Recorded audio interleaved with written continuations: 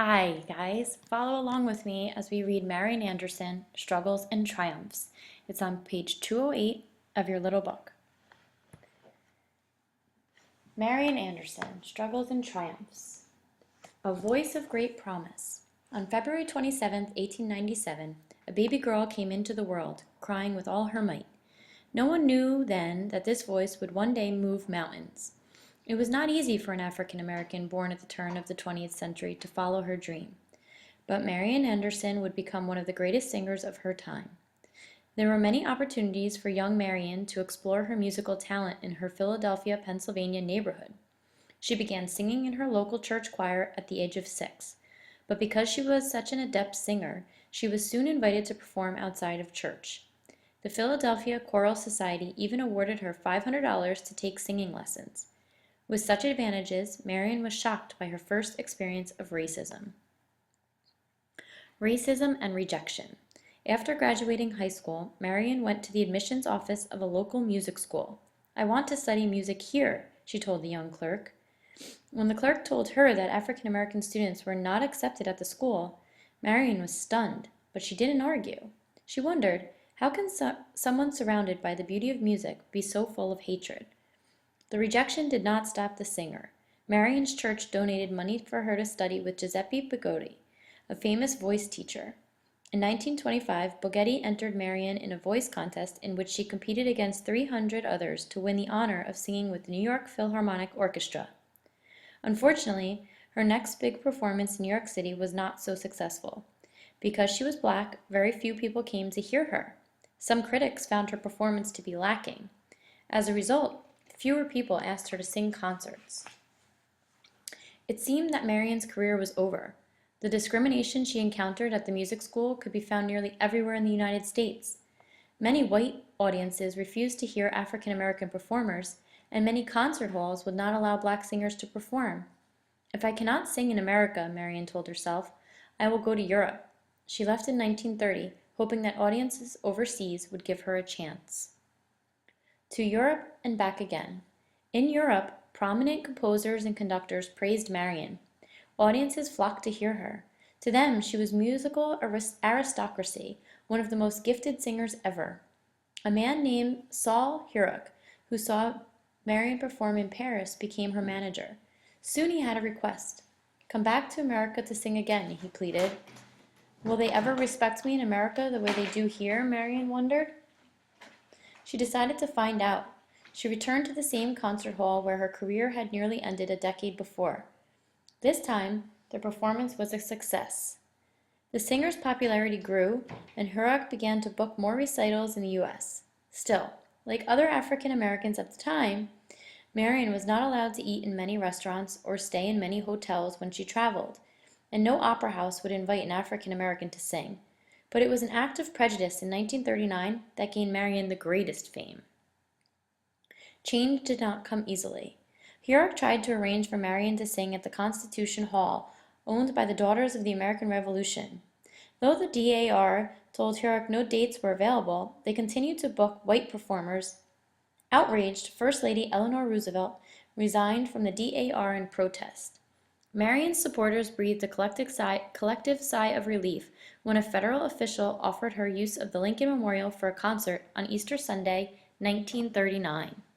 Marian was not sure what to do.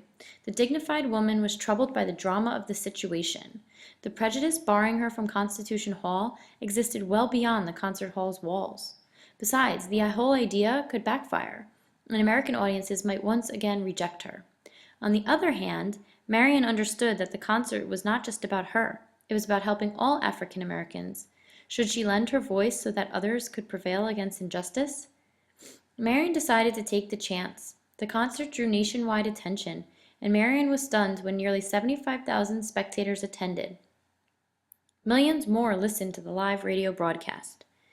15 long years would pass before New York's Metropolitan Opera invited Marian to sing, but she was the first African American ever to receive such an acknowledgement.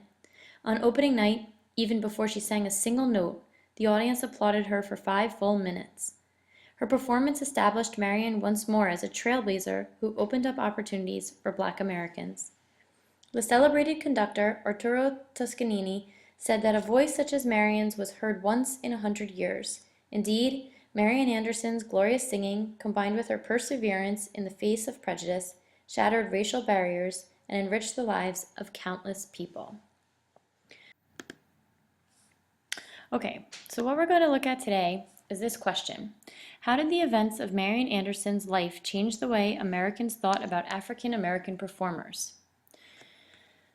We should read with a purpose to be able to answer this question, and we're going to recognize this as a cause and effect relationship.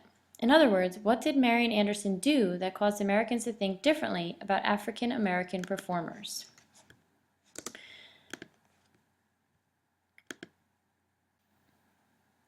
Okay, so next week we're going to introduce the LAT, which answers a question such as this. So what I want to start to teach you is that you need to begin with a topic sentence, and a topic sentence restates the question and answers it. So we can answer it this way. The events of Marian Anderson's life changed the way Americans thought about African American performers because she was able to give a voice to the injustice that many African Americans faced. Okay. As we look back at the text, you can see that this piece I chose here to go as the first event in her life that I wanted to put into our graphic organizer, and I chose to use a flow chart or a chain reaction chart because I thought it best worked for somebody's life. Because when we're looking at an important figure like Marian Anderson, we want to look at how one event related to another, and how that caused change. So, what I chose here is, if I cannot sing in America, Marian told herself, I will go to Europe. And we always need to explain the piece of evidence that we chose, and I chose to explain it this way. After being given many advantages as a young girl, Marian encountered discrimination all over America, so she went to Europe. This kind of sums up the story to this point, and I felt as though this was kind of the first decision that Marian made that really put her on the way to speaking out against injustice, because she had to become famous first, and she did that in Europe. And here you can see this piece of evidence. I'm going to choose the part here where her manager decided that they should come back to the United States. So it says, a man named Saul Hurok, who saw Marian perform in Paris, became her manager. Soon he had a request, come back to America to sing again. And you can see how this would lead to this. Okay, so we have this can become the cause for this effect. Marian did so well in Europe that her manager convinced her to return to the United States. She was worried that she wouldn't be treated well in the United States. So she continued to have that worry, but she kind of pushed it aside and came back here anyway. And then finally, I chose the part where he wanted her to sing in Constitution Hall, but she wasn't allowed to. So in fact, she chose to sing at the Lincoln Memorial, which she was first afraid to do, if you recall in the story. So it says that Marian decided to take the chance. The concert drew nationwide attention, and Marian was stunned when nearly 75,000 spectators attended. And my explanation is why I chose it. Marian was not allowed to sing at Constitution Hall, but was offered the opportunity to sing at the Lincoln Memorial. She was hesitant to do it at first, but it was a huge success and got injustice against African Americans much attention. So you can see the completed flow chart would go like this. A chain of events led Marian to become a voice against injustice against African Americans. So in the beginning, she was facing injustice in the United States and decided to go to Europe. In Europe, she became very famous, so she decided to come back, and she performed a concert that received a lot of attention, and people were very interested at this point. And I thought that the author summed it up nicely in the final paragraph, where it says, indeed, Marian Anderson's glorious singing combined with her perseverance in the face of prejudice shattered racial barriers and enriched the lives of countless people. And I would end my paragraph with this sentence, something like, indeed, Marian Anderson caused racial barriers to shatter.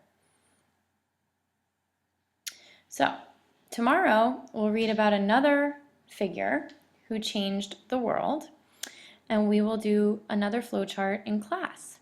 I'll see you then.